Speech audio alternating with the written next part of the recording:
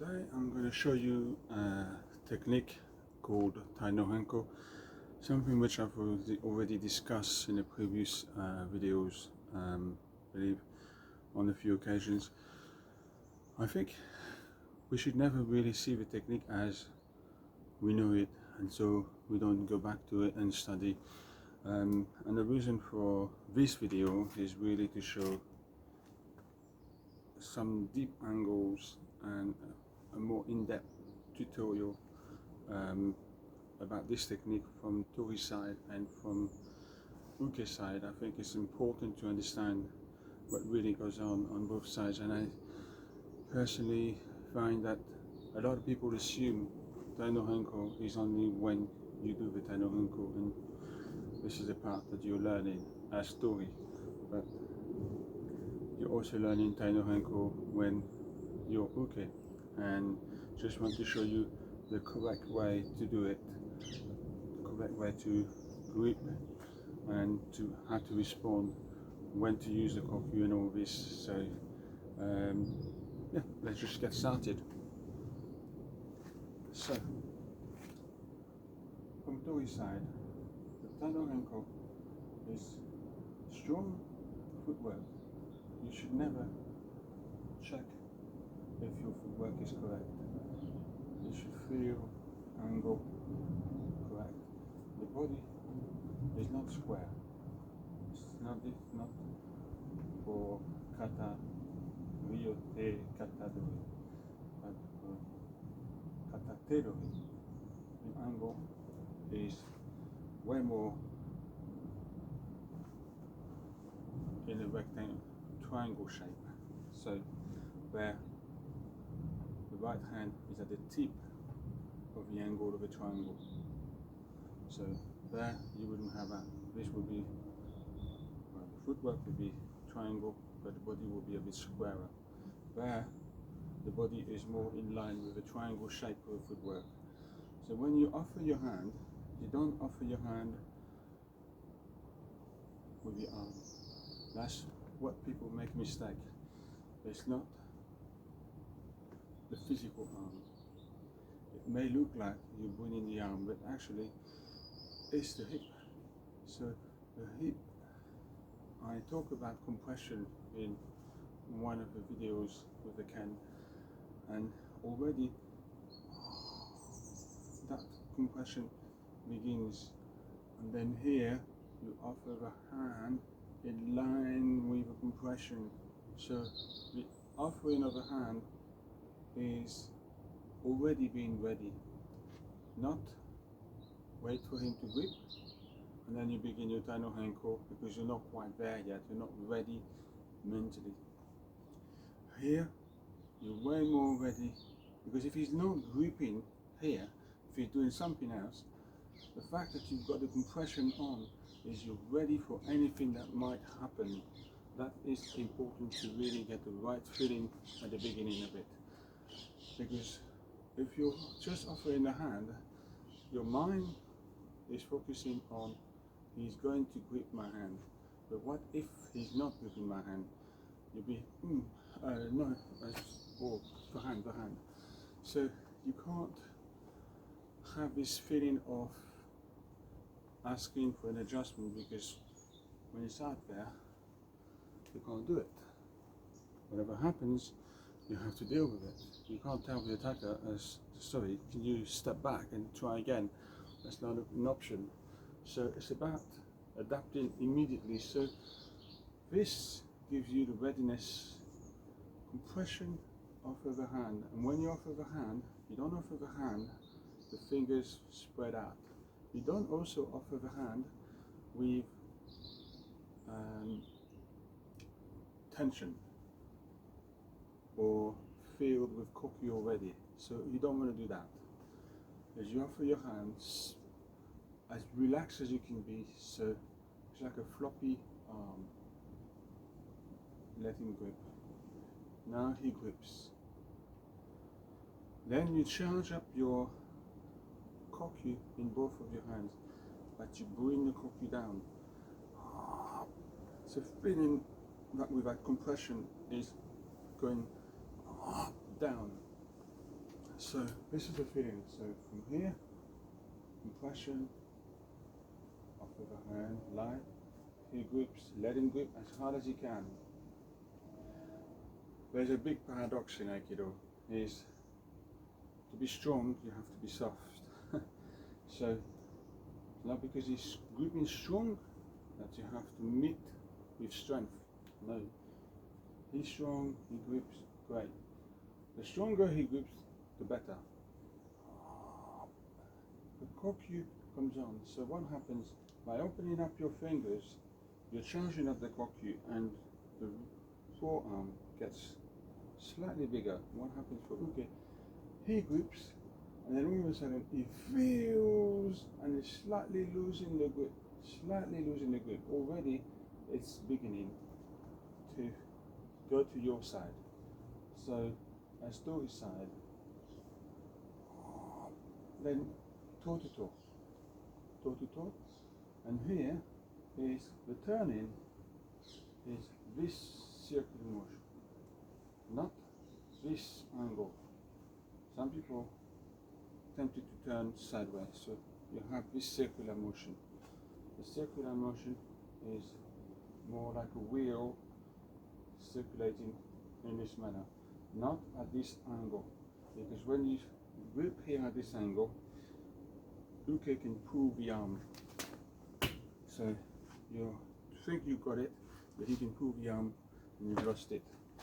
You can't pull the arm when the wheel is in motion in that precise angle. So there, off with the hand, charge up, this wheel. Now, feeling of compression continues. Arms relax, but you're charging up with Kokyu. And it's a great feeling because it's got that very identical finishing of a Skensuburi. One thing that you don't want to do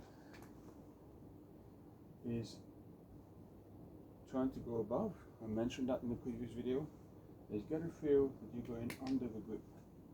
Under. So you get a connection, and because the wheel motion is here, that hand is now closer to your center or your hip. So when you turn right here, and also not being leaning forward. There's a turn, switch. Now you see what's going on. And Uke will be way more stretched, and I come to that from Uke's side, what happens. So there, and then you adjust your hand quickly, and you keep that hand here. And when you're into that stage, it's over, it's finished. What you shouldn't be thinking of doing is a few adjustments. So there is no pulling, pushing. He grips. I'm not trying to go in or pull. Keep it on that spot. Keep it on that spot. Keep it on that spot. I also keep it on that spot. I'm not trying after that to move forward or to bring up and then back down. Keep it on the spot. So the compression keeps it where the Kokyu needs to be. There.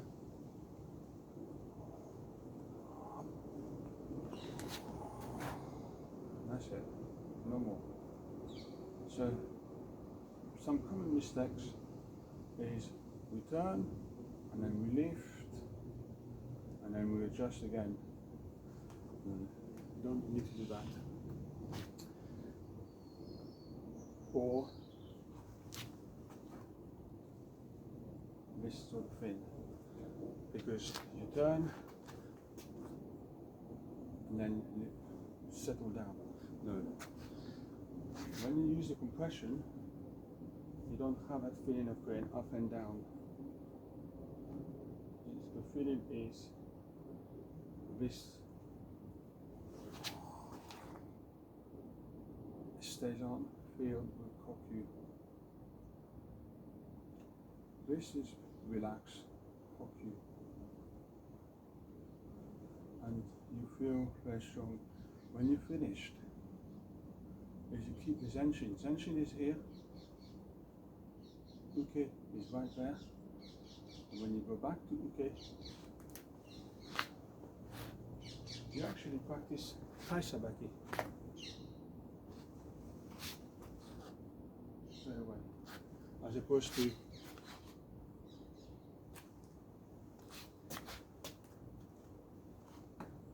and back on. And I mentioned again in another video, Zenshin awareness is not like a button you put on and off. It needs to be on continuously. So the Zenshin needs to be on.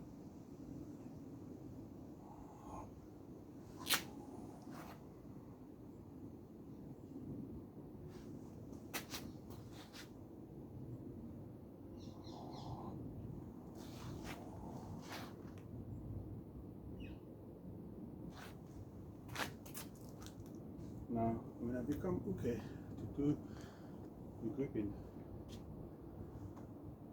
I think it's important, as I mentioned earlier in the video, knowing Tai No Henko is not just from Tori's side, it's also from Uke's side. So when Uke offers his hand, is I seize that moment and I grab with my compression. I don't grab and like this. Some postures, well actually the posture should be up, and you feel the back leg is there, and you have a good posture. Wrong posture is you're leaning. And one of the things why you're leaning is because you know the technique in advance, and you're going to be leaning even more when he's turning. So you are preempting before it really happens, because you know that's Tai No Henko technique. So you get ready to it, and you receive it, and then you're still looking down on the floor, and you're basically thinking you're not really training, you're giving him the training, and therefore you're waiting for your turn to do your Tai No Henko. That is the wrong thinking. Uke and Tori equally learn. So the right way to do it is I wait for that moment, he offers his hand, and I grip with my compression. So arm is relaxed, Kokyu. The way I grip is Kokyu. I don't grip sideways, because if all the pressure is on the thumb, then easily we can change the technique to Kotegashi. Why should I be continuing? I feel this is a possibility. Give Tori a good attack, a strong attack, a correct attack. So I am giving him a strong attack, because he can't try and do Tai No Henko, Kotegashi, because I've got all the power from here, supported to my wrist, elbow, shoulders, center, feet, and the back foot. That's the back foot, making this feeling of pushing a little bit, or I feel quite settled. If you go with back foot, then it all goes away, out of the window, if you like. So there.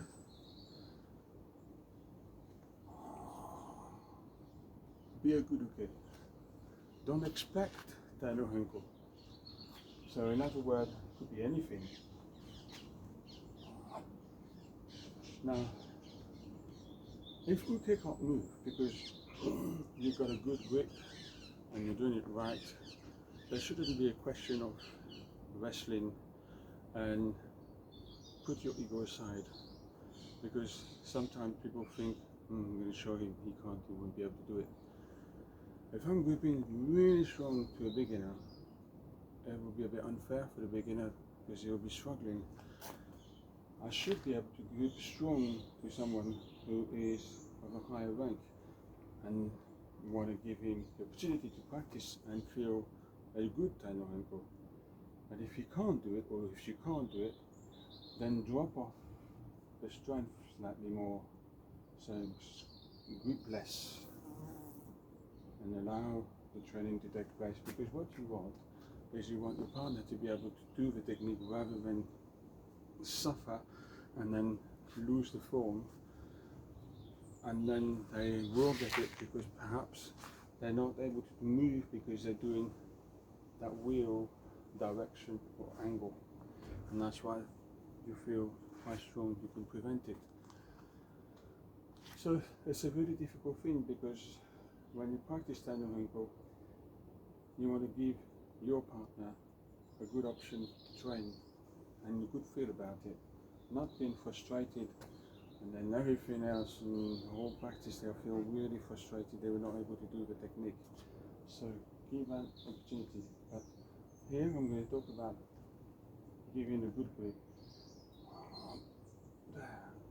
When Uke moves,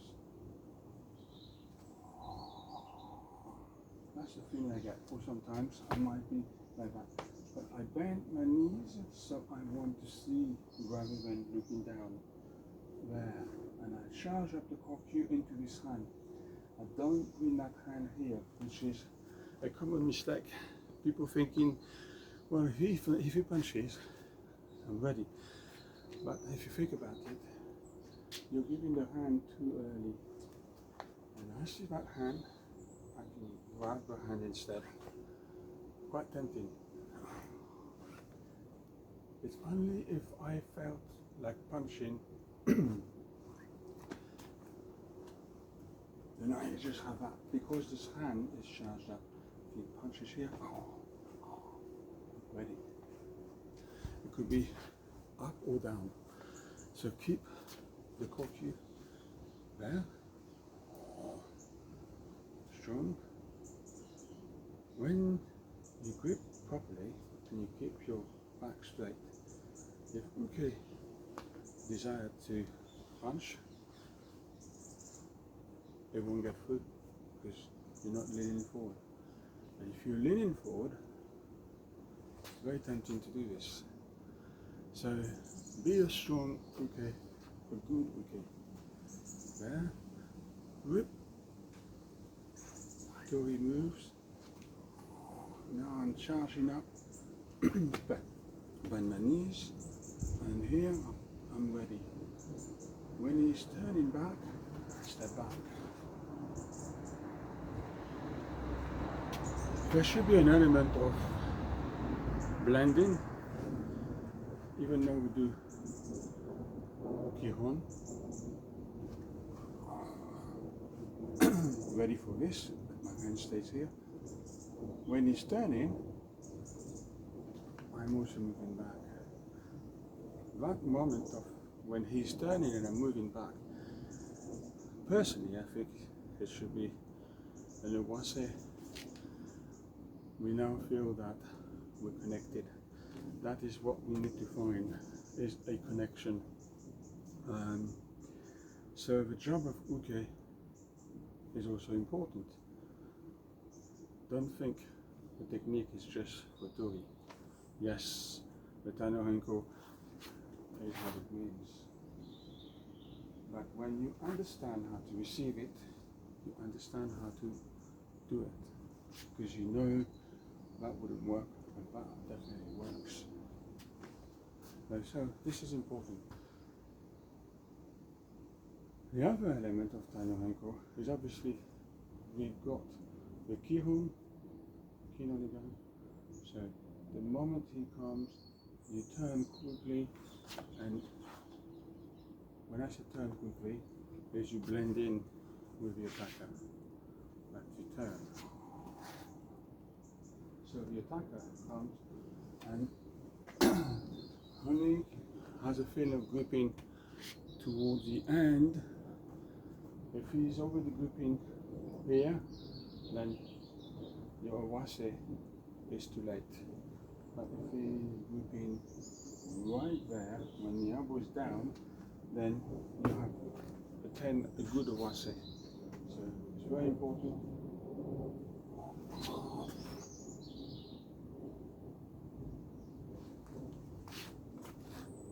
Zanshi.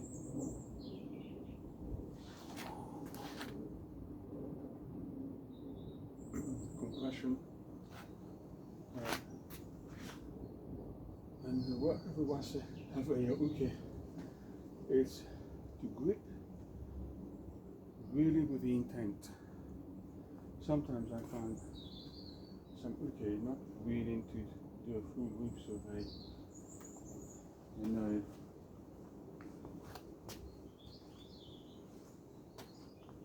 it's lacking spirit, focus, zenshin.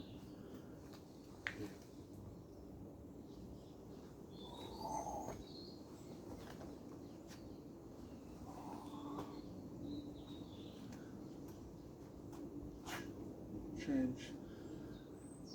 When you're giving body, mind, spirit into the technique, Tori feels the training is on. It's a bit more engaging, more serious and stronger. So bear that in mind. The other type of Tai No Henko is a turning. The Awase happens.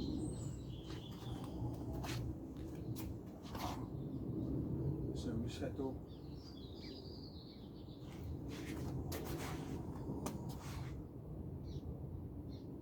Same thing, we stay on the same platform. What I want to make a point about being Uke in that turning, what it should not be is this making big sounds onto the ground. The technique or the attack should be done as you're as light as a feather.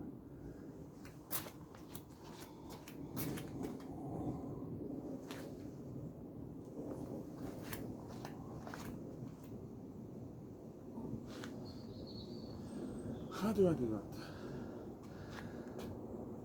It's the compression that keeps my focus all on bringing the weight, floating more.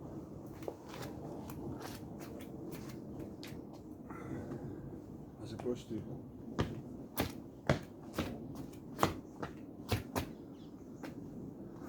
you shouldn't be heavy on your feet. Light. Okay. Give a strong grip. But empty. We know what's going to happen. But it could be something else. Be ready for Tori to do something completely different. This could happen.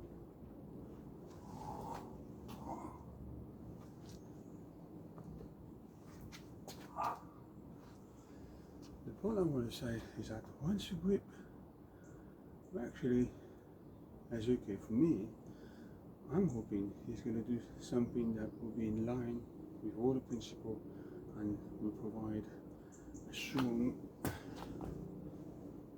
technique done from his hips and a good Kokyu, good Awase, and there's a good feeling factor when you're receiving it and it's done really well. There's something harmonious about it from both Tori and Uke, and we assume Uke is the person who's going to lose. Tori is the person who's going to win because he's finishing the technique. But really, we don't even think like that. We're thinking Tori has an important role to play, and so does Uke. I want to feel that he's going to get it right. So I'm not thinking of losing. I'm thinking of giving myself in for a good feeling Kokyu, being a good Uke, strong, receiving it well, gripping without the wrong posture, gripping, giving him a good strong attack. All these things using the Kokyu. If you take some of the advice that I have given in this video, in fact more than a few, the some, it will definitely assist and help you grow in your Aikido training. When you do a technique, do it with an empty mind. You know you're doing Tai No Henko, but the Tai No Henko is a source of a lot of other techniques, so it could be anything. It could be Kokyu Nage, it could be different techniques, all kinds of things that might happen, but don't just be limited to thinking just that Tai No Henko. For whatever reason, if there was no possibility of a turn, you should be switching to something quickly. Body takes over rather than what technique can I do? Oh, it's over. By the time you say what technique am I going to do, it's over. But more, the body takes over. It requires obviously practice, regular practice, and keep doing it. So I hope this video for Tai No Henko from Tori's side and Uke's side was extremely helpful, and thank you for watching, and don't forget to subscribe if you want to receive more videos as they come along. Thank you.